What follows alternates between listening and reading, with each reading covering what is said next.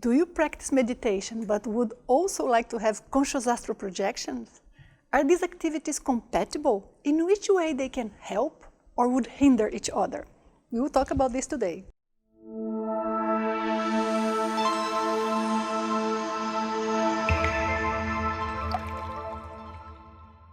Hello, welcome back if you are a subscriber. If you are here for the first time, thank you for watching. We are going to talk today about meditation, mindfulness in this sort of technique, and astral projection, how one can interfere or help support facilitating each other. This is very fit with the purpose of our channel. Here we discuss about how to take control of our personal evolution, not only spiritually but also here in this lifetime. These techniques, they can be very helpful for us to sense a non-physical reality, a more subtle reality, but at the same time to help us with our well-being and health and our overall condition. So, pretty good fit to our talk here. Let me mention to you quickly that in this channel, as you probably saw, I have videos in different languages. I publish a video in English every week. Just keep an eye for the thumbnails that have the text in purple. Meditation is, of course, fully compatible with the out-of-body experience, but there are some attributes that we end up gaining with the meditation that can be very helpful. Others, nonetheless, can make it more difficult or even hinder the out-of-body experience. Which of those are productive for the out-of-body experience?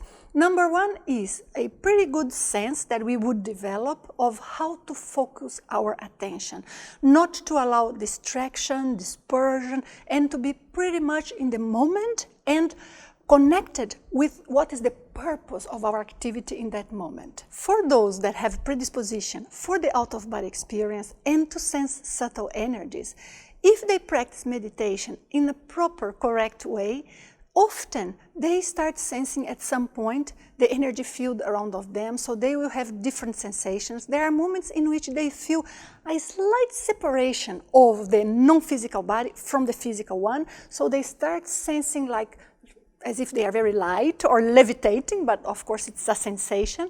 And sometimes also they have so intense sense of an activation of their energy field that they feel a type of strong vibration, strong buzz in their bodies. We call it the vibrational state. But because the vibrational state is connected to the out-of-body experience, in some way, the meditation can even help to develop familiarity with the sensation or to have a sense of how this disconnection is. On the other hand, however, when we tend to meditate very often, what happens is that we create a habit, but it's a habit in our mind.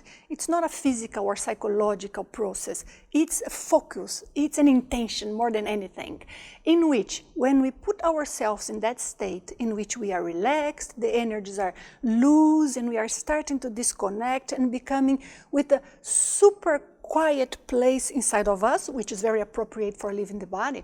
At that moment, in the meditation, we tend to focus more on ourselves, to be more introspective, to sense us in relation to the environment, to try to recognize our thoughts or to try to empty our minds. In some way, it's a trip inwards. It's an adventure in which we are going to try to know ourselves from that experience.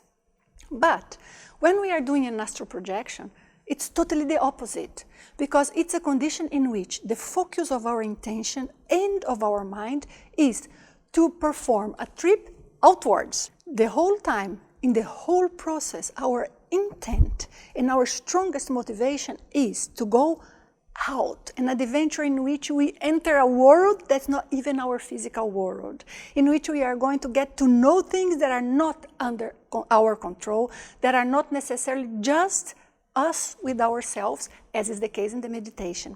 Therefore, we need to have a totally different spirit, a totally different frame of mind in which we allow this process to happen. Now, it's very common, and I have had cases of people that came to me and were discussing about why they would practice techniques energy techniques and techniques to leave the body, and they would be at the brink of the disconnection. Sometimes they feel they are almost there. All the specific sensations of the separation from the physical body are there. However, they don't go beyond that point. There are many, of course, explanations for this, but in this case that I'm referring about, what happened is that the person was very used to do meditation, like on a regular basis, every day, same hour, in a routine, very seriously. But then every time the person would try to leave the body, would happen the process of the disconnection, but the mind of the person would go back and stop the person from leaving because the focus was in the physical body. So that is something for us to pay attention if we want to do both meditation and out-of-body experience. Hope that helps to you if by any chance you are having this positive or non-positive reaction of the two activities. Look forward to seeing you in the next video. All the best.